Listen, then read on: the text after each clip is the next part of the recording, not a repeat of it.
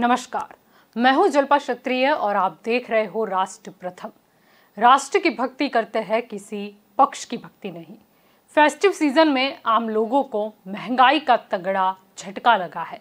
मुंबई में सीएनजी और पीएनजी के भाव में तेज बढ़त देखने को मिली है। शहर गैस वितरण कंपनी महानगर गैस लिमिटेड ने सीएनजी के दाम 6 रुपए प्रति किलोग्राम बढ़ा दिए हैं। इसके अलावा पाइप के जरिए आपूर्ति की जाने वाली रसोई गैस यानी कि पीएनजी की कीमतों में भी 4 रुपए प्रति यूनिट का इजाफा कर दिया गया है। नई कीमतें सोमवार मध्य रात्रि से ही लागू कर दी गई थी। रिजर्व बैंक ने भी इस साल मई से अब तक लगातार चौथी बार ब्याज दरों में इजाफा किया था। महंगाई टॉलरेंस लेवल से ज्यादा बढ़ चुकी है। महंगाई के चलते देश की अर्थव्यवस्था पर भी असर पड़ रहा है और रिकवरी में दिक्कत आ रही है। ऐसे में महंगाई को कंट्रोल करने के लिए रिजर्व बैंक ने ब्याज दरों में 30 सितंबर को फिर बढ़ोतरी कर दी। आरबीआई ने रेपो रेट में 50 बेसिस पॉइंट का इजाफा किया, जिससे यह 5.40% से बढ़कर 5.90% हो गया। इससे पहले 5 अगस्त को भी रेपो रेट में 50 बेसिस पॉइंट, तो जून में भी 50 बेसिस पॉइंट और मई में भी 40 बेसिस पॉइंट का इजाफा पहले हो चुका था। Expectations and contain the second round effects. This action will support the medium-term growth prospects of our economy. Accordingly, the MPC decided to increase the policy repo rate by 50 basis points to 5.9% and to remain focused on withdrawal of accommodation while supporting growth. Now, let me step back a little and elaborate on our monetary policy stance. Monetary policy had moved from neutral to accommodative stance in June 2019. At that time, repo rate was 5.75%. Headline CPI inflation was hovering around 3% and was expected to be in the range of 3.4 to 3.7% in the second half of 1920, and liquidity was in deficit mode with an average daily injection of 0.3 lakh crore in May 2009 under the Liquidity Adjustment Facility, that is LAF. Today, inflation is hovering around 7% and we expect it to remain elevated at around 6% in the second half of this year. Liquidity remains surplus with average daily net absorption of rupees 1.1 lakh crore under the LAF in September 2022, and this is up to 28th September. As government expenditure picks up on the back of high GST and direct tax collections, the system liquidity will go up further. RBI की monetary policy committee ने जो निर्णय लिए हैं, उनकी घोषणा भी शक्तिकांत दास ने की। आइए जानते हैं कि मौद्रिक नीति की वो 10 बड़ी बातें क्या कही गई। आरबीआई ने रेपो रेट में 50 आधार अंकों की बढ़ोतरी करते हुए इसे 5.40% से बढ़ाकर 5.90% कर दिया है। 5 महीने में अब तक रेपो रेट में 1.90% की बढ़ोतरी हो चुकी है।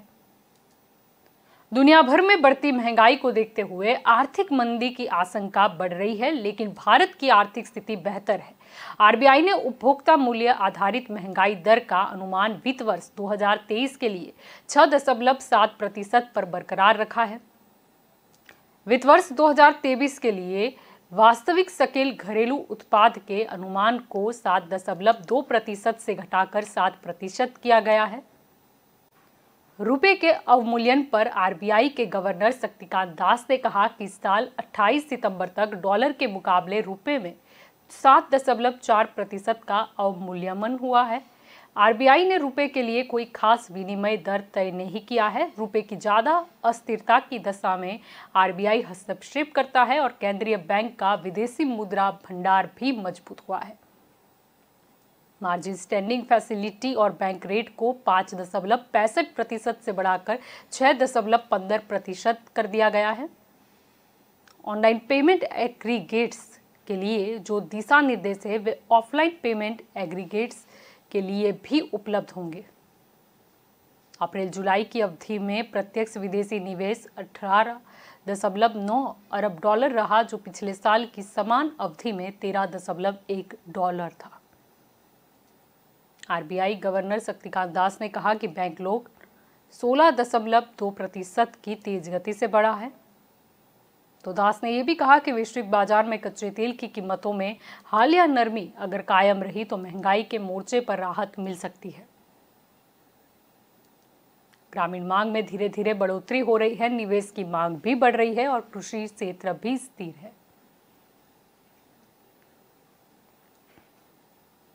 लेकिन आपको बता दें कि रिजर्व बैंक के प्रयासों के बावजूद आम लोगों को महंगाई से राहत नहीं मिल पा रही है, क्योंकि जिस प्रकार से अंक हमारे सामने आ रहे हैं। सबसे पहले बात करें तो एनालिटिक प्लेटफॉर्म बीजोम के मुताबिक इस साल जनवरी से अब तक इस्तेमाल होने वाले किराना सामान के दाम जो है वो 10% से 22% तक बढ़े हैं। खाद्य तेल, मसाले और चावल से लेकर बालों में लगाने वाले तेल तक शामिल है। इसमें साबुन और वॉशिंग पाउडर जैसी कुछ गैर खाद्य वस्तुओं के दाम सिर्फ 1 से 3% ही बढ़े हैं। तो साल की पहली तिमाही में करीब 35% बढ़ी थी खाद्य तेल की कीमतें। अगर देखा जाए तो अभी भी वो 5 से 22% महंगी है। इस बीच मसालों की जो कीमत है वो भी 3% से 17% बढ़ी है। यह स्थिति तब है जब भारत दुनिया के सबसे बड़े मसाला निर्यातकों में भी शुमार है। यही नहीं, इस साल अब तक चावल, आटा और रिफाइंड फ्लोर जैसे ब्रांडेड जरूरी किराना सामान के दाम भी 10% से ज़्यादा बढ़े हैं। बीजोम की रिपोर्ट में कहा गया है कि कीमतें बढ़ने का असर किराना सामान की बिक्री पर भी हो रहा है।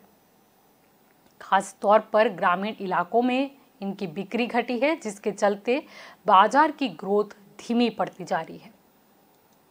तो साथ ही जीडीपी ग्रोथ का अनुमान भी लगाया गया है। आरबीआई ने वित्त वर्ष 2023 के लिए जीडीपी ग्रोथ का अनुमान 7.2% से घटाकर 7% कर दिया। आरबीआई गवर्नर शक्तिकांत दास ने कहा है कि भारत का जीडीपी ग्रोथ आज भी सबसे बेहतर है। फाइनेंशियल ईयर 23 की दूसरी छमाही में मांग बेहतर रहेगी। फाइनेंशियल अगर 23 की बात करते हैं क्वार्टर 2 की, तो उसमें जीडीपी जो ग्रोथ रेट है वो 6.3% रह सकता है। अब समझते हैं कि रेपो रेट क्या है। तो बैंक हमें कर्ज देते हैं और उस कर्ज पर हमें ब्याज देना पड़ता है। ठीक वैसे ही बैंकों को भी अपने रोजमर्रा के कामकाज के लिए भारी भरकम रकम की जरूरत पड़ जाती है और वे भारतीय रिजर्व बैंक से कर्ज लेते हैं। इस लोन पर रिजर्व बैंक जिस दर से उनसे ब्याज वसूल करता है उसे रेपो रेट कहते हैं।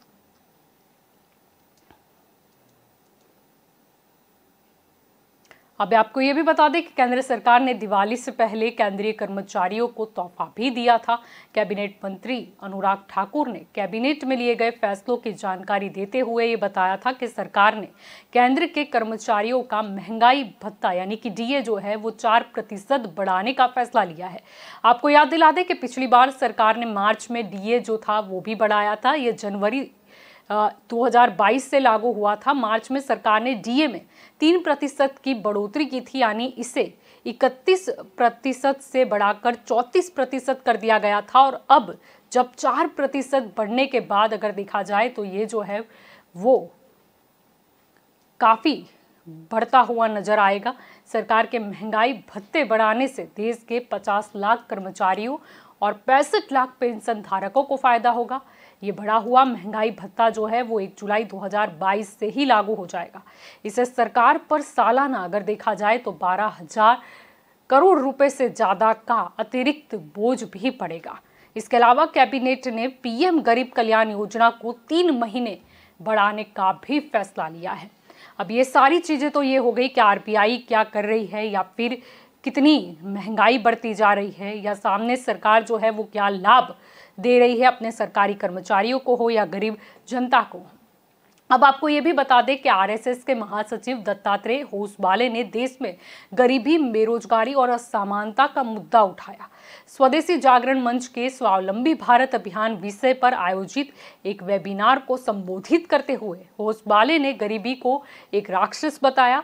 देश में गरीबी की हालत और बेरोजगारी के आंकड़े शेयर करते हुए होसबाले ने एक ऐसा माहौल बनाने के लिए कहा जिसमें युवाओं को जॉब मांगने वाला नहीं, जॉब देने वाला बनाया जा सके। साथ में उन्होंने ये भी कहा कि गरीबी हमारे सामने एक राक्षस की तरह है, हमें इस राक्षस को हराना होगा। अभी भी देश में 20 करोड़ लोग गरीबी रेखा के नीचे है। यह हमारे लिए बहुत दुख की बात है। देश में 23 करोड़ लोग ऐसे भी हैं जो कि रोजाना 375 करोड़ से भी कम कमाते हैं। इतना ही नहीं, उन्होंने बेरोजगारी के मुद्दे पर यह भी कहा कि देश में 4 करोड़ लोग बेरोजगारी की मार झेल रहे हैं। वहीं देश की फिलहाल 7.6% दर है बेरोजगारी की। अक्सर अपने बयानों के चलते आपको ये भी बता दें कि नितिन गडकरी भी चर्चा में रहते हैं। कई बार वो अपनी सरकार की भी आलोचना कर चुके हैं। तो एक बार फिर से नितिन गडकरी का एक वीडियो भी सोशल मीडिया पर वायरल हो रहा है। एक कार्यक्रम में नितिन गडकरी ने देश में बेरोजगारी, भुखमरी और महंगाई के मुद्दे पर बात करते हुए कहा था कि हम मातृभूमि को सूखी, समृद्ध और शक्तिशाली बनाना चाहते हैं। उन्होंने कहा कि देश तो धनवान हो गया है पर जनता गरीब है। हमारा देश धनवान है पर जनता गरीब है। भूखमरी, बेरोजगारी, गरीबी, महंगाई इससे ग्रस्त है। जातीयवाद, छुआछूत, अस्पृश्यता, उच्च नीचता का भाव समाज के लिए हमारे लिए बहुत दुखद भी है और समाज के प्रगति के लिए घातक भी है। सामाजिक समता और आर्थिक समता, social equality and economic equality समाज में प्रस्थापित हो। और विशेष रूप से एक भी बड़ी समस्या है कि हमारे समाज में दो विशेष रूप से वर्गों के बीच का अंतर बहुत ज्यादा है। जैसे सामाजिक विषमता है वैसे आर्थिक विषमता भी बड़ी है। हम लोग सेवा का काम करते हैं, इसलिए ज्यादातर इस विषय का आप सब लोग विचार करते ही होंगे कि हमारे देश में 124 जिले ऐसे हैं कि जो सामाजिक, आर्थिक और शैक्षणिक दृष्टि से पिछड़े हुए हैं, जिनको एस्पिरेंट डिस्ट्रिक्ट कहा जाता है, जहां स्कूलें नहीं है, अस्पताल नहीं है, किसानों के लिए फसल के सही दाम नहीं मिल रहे हैं, युवाओं को रोजगार नहीं है, गांव जाने के लिए रास्ते नहीं है और जिसके कारण वो सामाजिक, आर्थिक, शैक्षणिक दृष्टि से पिछड़े। आपको ये भी बता दें कि बहुत हुई महंगाई की मार। महंगाई के मुद्दे पर ही भाजपा सत्ता में आई थी। अब महंगाई के मुद्दे को लेकर भी विरोधी दल अभी भाजपा पर हमलावर है। सबसे पहले बात करें तो अरविंद केजरीवाल ने ट्वीट कर लिखा है कि आपने हर चीज पे इतना टैक्स लगा दिया, इतनी ज्यादा महंगाई कर दी, लोगों का खून चूस रहे हो। ऐसे में अगर मैं अपने लोगों की बिजली फ्री करके उन्हें थोड़ी राहत देता हूं तो वो भी आपसे बर्दाश्त नहीं होता, वो भी आप रोकना चाहते हो। ये मैं किसी हालत में नहीं होने दूंगा। नमस्कार। आज देश में बहुत ज्यादा महंगाई हो गई है। एक आम आदमी को अपना घर चलाना मुश्किल होता जा रहा है। हर चीज महंगी होती जा रही है। चारों तरफ बेरोजगारी है। लोगों के धंधे बंद हो रहे हैं, नौकरियां खत्म हो रही हैं। आज किसी भी सरकार का सबसे पहला काम होना चाहिए किस तरह से आम जनता को महंगाई और बेरोजगारी से राहत दिलवाएं, पर इन्हें उसकी कोई परवाह नहीं है। इन्हें 24 घंटे बस गंदी राजनीति करनी है। आजकल 24 घंटे इनका बस एक ही काम है, किसी भी तरह से आम आदमी पार्टी को खत्म कर दो, आम आदमी पार्टी को कुचल दो, केजरीवाल को क्रश कर दो। आम आदमी पार्टी वालों ने पहले दिल्ली जीत ली, फिर पंजाब जीत लिया, अब ये गुजरात जीत जाएंगे, फिर पूरा देश जीत जाएंगे। केजरीवाल को रोको, आम आदमी पार्टी को कुचल दो। इनको बस यही एक काम बचा है। तो एमपी कांग्रेस ने भी ट्वीट किया कि रोज बढ़ती जा रही महंगाई जनता की जान पे बनाई, और साथ में एक वीडियो भी शेयर किया गया। इसके अलावा आपको बता दें कि केंद्रीय मंत्री पीयूष गोयल ने एक ट्वीट किया था कि त्योहारों के समय में खाद्य पदार्थों के दामों में गिरावट, घर में उत्सव, बजट में राहत और साथ ही खाद्य पदार्थों के दामों का एक फोटो भी उन्होंने अटैच किया था। अब साथ ही आपको ये बता दें कि इसी ट्वीट के रिप्लाई में कांग्रेस ने भी एक ट्वीट किया कि मोदी सरकार के प्रयास रंग लाए और उन्होंने भी खाद्य पदार्थों की एक लिस्ट निकाली और दो दामों को कंपेयर किया गया, 2 अक्टूबर 2019 और 2 अक्टूबर 2022 में क्या दाम है। सबसे पहले पाम ऑयल की बात करें तो 2019 में वो 75 रुपये था, जो 2022 में 118 रुपये हो गया। वनस्पति घी की बात करें जो 77 था रुपये, वो 143 हो गया। सूरजमुखी तेल जो 98 रुपये था, उसकी कीमत 165 रुपये हो गई। सोयाबीन तेल जो 90 रुपये था, वो 148 रुपये का हो गया। चना दाल जो 64 रुपये थी, वो 71 रुपये की हो गई। सरसों का तेल जो 107 रुपये था, वो 167 रुपये हो गया। मसूर दाल जो 61 रुपये थी कीमत, वो 94 रुपये हो गई। मूंगफली का तेल जो 130 रुपये में मिलता था, वो 185 में मिलने लगा। उड़द दाल जो 74 रुपये में मिलती थी, वो 106 रुपये में मिलने लगी। आटा जो 28 रुपये में मिलता था, उसकी कीमत 35 रुपये हो गई। दूध जो 44 रुपये में मिल जाता था 2019 में, 2022 में उसकी कीमत 53 रुपये हो गई। नमक जो 15 रुपये में मिलता था, उसकी कीमत 22 रुपये हो गई। चाय जो 212 रुपये में आती थी, वो 281 रुपये में मिलने लगी। अरहर दाल की बात करें जो 84 रुपये में 2019 में मिला करती थी, 2022 में 110 रुपये में हो गई। ये सारे जो अंक है वो कांग्रेस द्वारा बताए गए। अब आपको बता दें कि महंगाई के मुद्दे पर जनता की व्यथा को सुनने के मकसद से भी कांग्रेस भारत जोड़ो यात्रा पर है।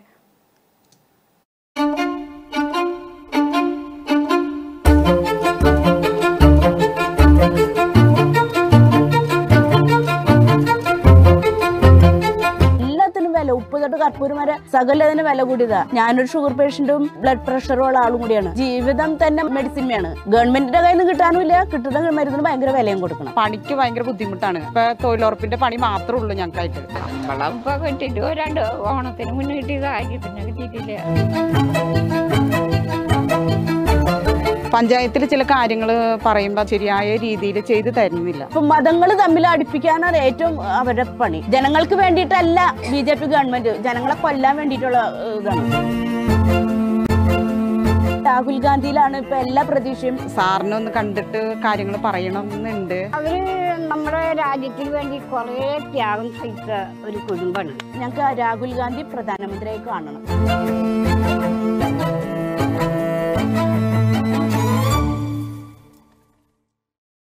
अब वो हमारा मामला हमारे परिवार का है। अब वो हमें क्या करना है क्या नहीं करना है ये तो हम तय करेंगे। हमारी नेता सोनिया गांधी जी तय करेगी, हमारे बाकी नेता तय करेंगे। तो उसमें कोई हमारे को झगड़ा तोड़ना है कि कोई परमानेंट व्यक्तिगत रंजिश तोड़ना है? तो राजनीति में एक परिवार में इस तरह की बातें चलती रहती है।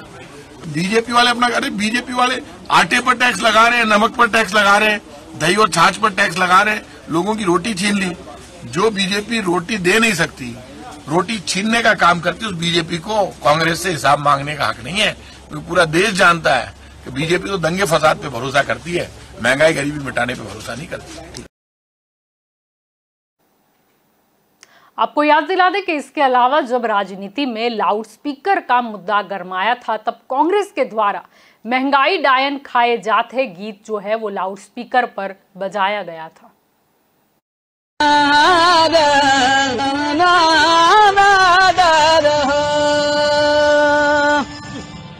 सखी सैया तो खूब ही कमात है, महंगाई डायन खाया जात है।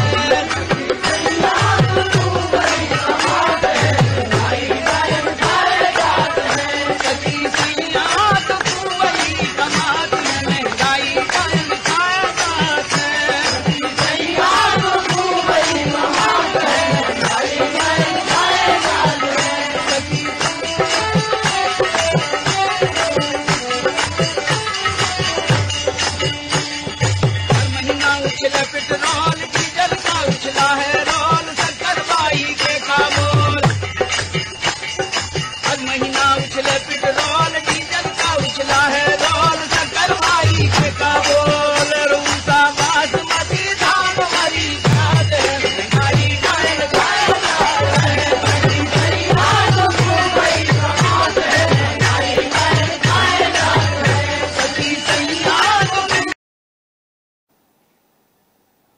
अब आपको ये भी बता दें कि अब जब नवरात्रि का त्योहार चल रहा है तो सोशल मीडिया पर महंगाई का गरबा का भी एक वीडियो वायरल हो रहा है।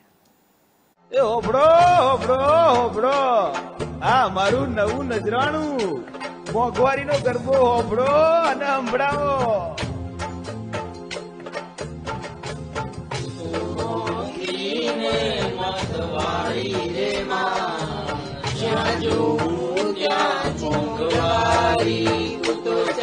चार स्लैब मारी रे माँ जाजू क्या मोंघवारी तू पहला तो धीमे धीमे आरी रे माँ जाजू क्या मोंघवारी पची धीमे धीमे स्पीड पकड़ी रे माँ जाजू क्या मोंघवारी तेरो पड़ा पर पाय तू मारी मोरी माँ जाजू क्या मोंघवारी तू छाछ मादनी माँ आवी रे माँ जाजू क्या मोंघवारी पची लोटमा पण देखाणी मोरी माँ जाजू क्या मोंघवारी अबे गरबामा पण तू लागी रे माँ जाजू क्या